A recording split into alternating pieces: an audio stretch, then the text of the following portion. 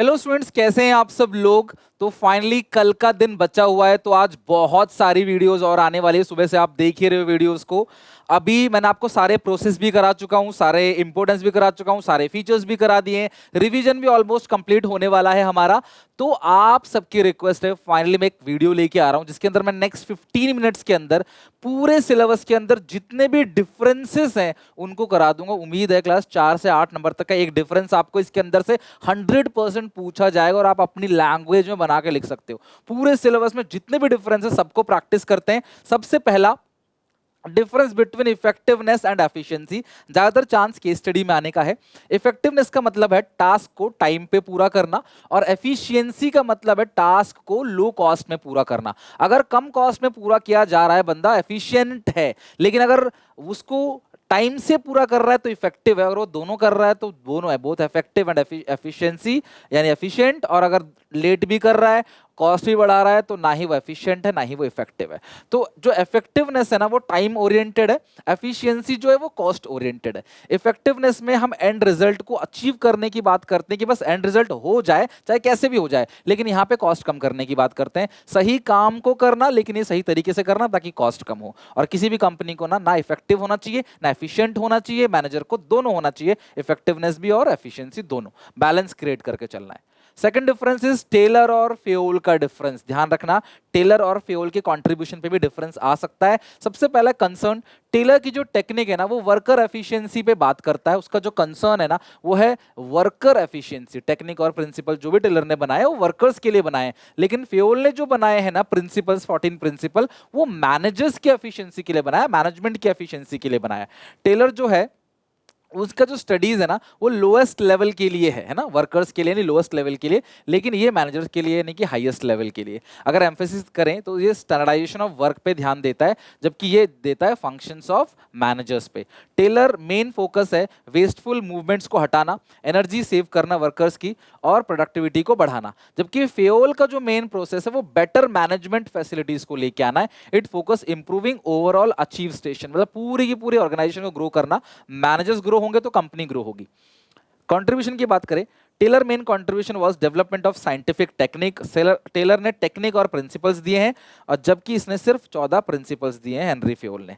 Personality की बात करें, टेलर जो है फेमस है फादर ऑफ साइंटिफिक मैनेजमेंट, और ये है एक रिसर्चर और प्रैक्टिशनर, और ये become famous as a father of general management. ये जनरल मैनेजमेंट के फादर है, ये साइंटिफिक मैनेजमेंट के फादर है। टेलर जो है वो यूनिटी ऑफ कमांड को फॉलो नहीं करता, कम से कम 8 बॉस होने चाहिए। कहते हैं कि एक ही बॉस होना चाहिए ताकि क्लास एम्प्लॉयज को बहाना ना मिले, कंफ्यूजन ना क्रिएट हो। एक्सप्रेशन की बात करें, टेलर जो है वो साइंटिफिक मैनेजमेंट को दर्शाते हैं, एक्सप्रेस करते हैं टेलर की टेक्निक, और फ्यूल्स के टेक्निक जो है वो जनरल थियोरी ऑफ एडमिनिस्ट्रेशन को दर्शाते हैं, एक्सप्रेस करते हैं। एप्लीकेबिलिटी स्पेशलाइज सिचुएशन में अप्लाई होता है, लेकिन हेनरी फ्यूल का 14 प्रिंसिपल हर जगह अप्लाई होता है। छोटी कंपनी, बड़ी company, profit making, not for profit making, school, hospital, playground, हर जगह जो है वो, इवन पेट्रोल पंप, हर जगह जो है वो उसके प्रिंसिपल्स लागू होते हैं, लेकिन इसके सिर्फ स्पेशलाइज सिचुएशन में।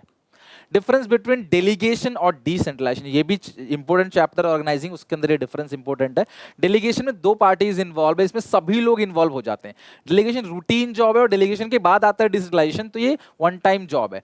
डेलीगेशन में फ्रीडम कम होता है, बिकॉज आपका जो सुपीरियर है वो आपको देख रहा होता है, नजर रख रहा होता है। इसमें टॉप लेवल मैनेजमेंट सबको पावर देती है, तो उतना सुपरविजन नहीं हो पाता। ये नैरो कॉन्सेप्ट है, छोटा कॉन्सेप्ट है, ये बहुत सारे लोगों को इन्वॉल्व करता है, ये वाइडर कॉन्सेप्ट है। ये रिस्पॉन्सिबिलिटी ऑफ एवरी मैनेजर है, लेकिन ये करता कौन है? Top level. तो ये टॉप लेवल मैनेजर्स की रिस्पॉन्सिबिलिटी है। इसका जो मेन पर्पस है वर्कलोड कम करना है, लेकिन इसका मेन पर्पस है सबऑर्डिनेट्स का रोल बढ़ाना और उनको ज्यादा आजादी देना। अथॉरिटी आपको कौन देता है? इमीडिएट सुपीरियर, जस्ट आपके ऊपर जो बॉस है ना वो आपको अथॉरिटी देता है, लेकिन यहां पे जो अथॉरिटी देता है वो कौन ग्रांट करता है? Top level managers. Difference between formal and informal communication, अगर मैं फॉर्मल कम्युनिकेशन की बात करूं तो कम्युनिकेशन बिटवीन 2 और मोर हु ऑफिशियली अटैच, काम की बात हो रही है ना।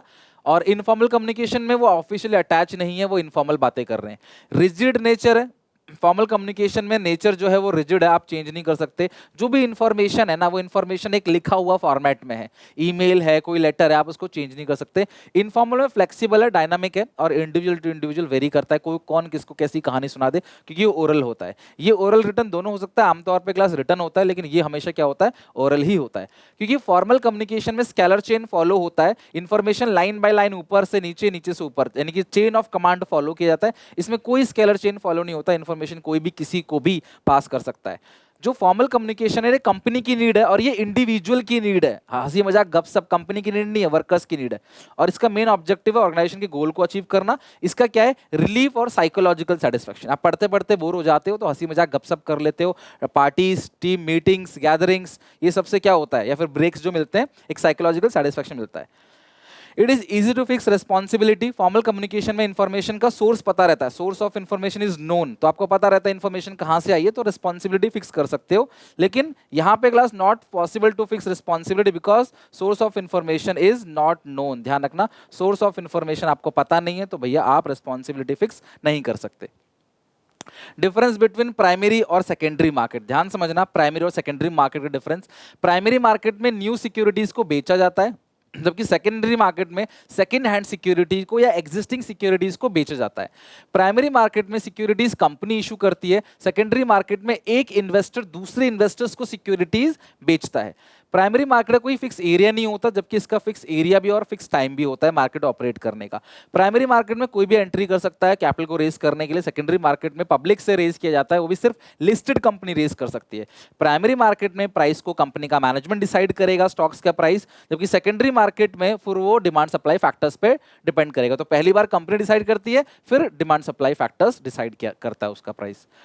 कैपिटल मार्केट और मनी मार्केट की बात करें तो कैपिटल मार्केट के पार्टिसिपेंट्स कौन कौन है, financial institutions, banks, company, foreign investors, retail investors from public. जबकि मनी मार्केट में जो पार्टिसिपेंट्स हैं वो है बैंक, पब्लिक, प्राइवेट कंपनी, ये सारे के सारे जो है वो मनी मार्केट के इंस्ट्रूमेंट्स हैं।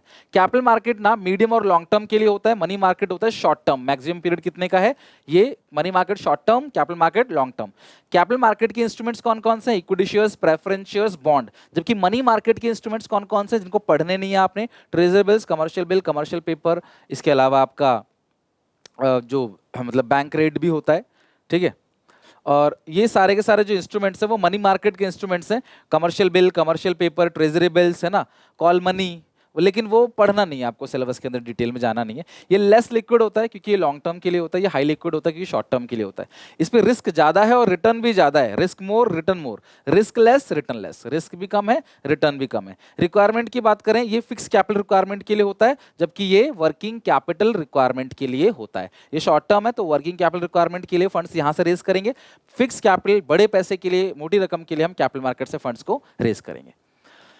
एडवर्टाइजिंग और पर्सनल सेलिंग का डिफरेंस, ये भी बहुत इंपॉर्टेंट है। Advertising impersonal form of communication है, पर्सनल सेलिंग में पर्सनली घर आके सामान बेचता है आपको, पर्सनल फॉर्म ऑफ कम्युनिकेशन है। ये लेस फ्लेक्सिबल है क्योंकि स्टैंडर्डाइज मैसेज है, टीवी पे, न्यूज़पेपर में, इंटरनेट पे जो मैसेज आ रहा है, ऐड आ रहा है, वो फिक्स है, वो स्टेटमेंट चेंज नहीं होते किसी के लिए।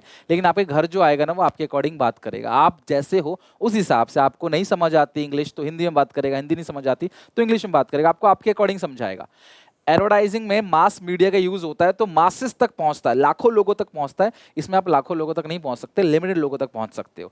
पर पर्सन कॉस्ट जो होता है ना एडवर्टाइज में वो बहुत कम होता है, क्योंकि टीवी पे ऐड आ गया, 10,000 10 लाख लोगों ने देख लिया, सब पे सबके पास मैसेज पहुंच गया। लेकिन पर्सन सेलिंग में कॉस्ट पर पर्सन जो होता है वो हाई होता है, टाइम लिमिटेड, आप सिर्फ लिमिटेड लोगों तक रीच कर सकते हो। मार्केट को शॉर्ट टर्म में कवर करेगा, ये मार्केट को कवर करने में ना बहुत समय लेगा।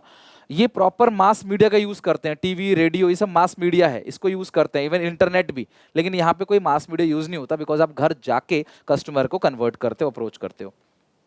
एडवर्टाइजमेंट में कोई फीडबैक नहीं मिलता, डायरेक्ट फीडबैक नहीं मिलता, जबकि पर्सनल सेलिंग में डायरेक्ट फीडबैक जो है सेल्समैन से कलेक्ट होता है। तो ये यूजफुल किसके लिए रहता है, स्टैंडर्डाइज प्रोडक्ट के लिए यूजफुल रहता है, कस्टमर प्रोडक्ट के लिए यूजफुल रहता है, ग्रोसरी वगैरह के लिए यूजफुल रहता है। जबकि ये किसके लिए यूजफुल रहता है, इंडस्ट्रियल प्रोडक्ट और कस्टमाइज प्रोडक्ट, ऐसे प्रोडक्ट या सर्विसेज जो आपके लिए बनाई, आपकी इंश्योरेंस पॉलिसी, आपके लिए क्लास कोई इन्वेस्टमेंट प्लान हो गया या कोई इंडस्ट्रियल इक्विपमेंट हो गया जिससे आप प्रोडक्शन करोगे आगे चल के, तो ये उसके लिए जो है वो बेटर रहता है। दैट्स इट, इतने ही डिफरेंसेस हैं। सोचो अगर आप इतने डिफरेंस को अच्छे से लर्न कर लोगे तो हो गया आपका पूरा का पूरा सिलेबस, इससे बाहर कोई डिफरेंस आएगा ही नहीं। तो मैंने कोशिश करी आपको सारे के सारे डिफरेंसेस शॉर्ट टाइम में कराने के लिए। आगे और भी वीडियोस आएंगे, आज बहुत काम करना है आपको और मुझे, मेहनत करते हैं अच्छे से ताकि हमारा 12th के साथ साथ सीयूईटी में भी ये सब काम आए और बेहतर जाए। तो वीडियो कैसी लगी मुझे बताना, अच्छी लगी तो लाइक जरूर करके जाना, कमेंट करना, अपने सारे दोस्तों को शेयर भी करना। मिलते हैं नेक्स्ट वीडियो में, टेक केयर, बाय बाय। कोई डाउट हो मुझे बताओ कमेंट सेक्शन में, मैं काम करूंगा उसके पीछे, लेकिन लग जाओ मेहनत करने के लिए। यही वो मेहनत है क्लास जो आपको जिंदगी में आगे बढ़ाएगी। सो याद करके आना, मिलते हैं नेक्स्ट वीडियो में।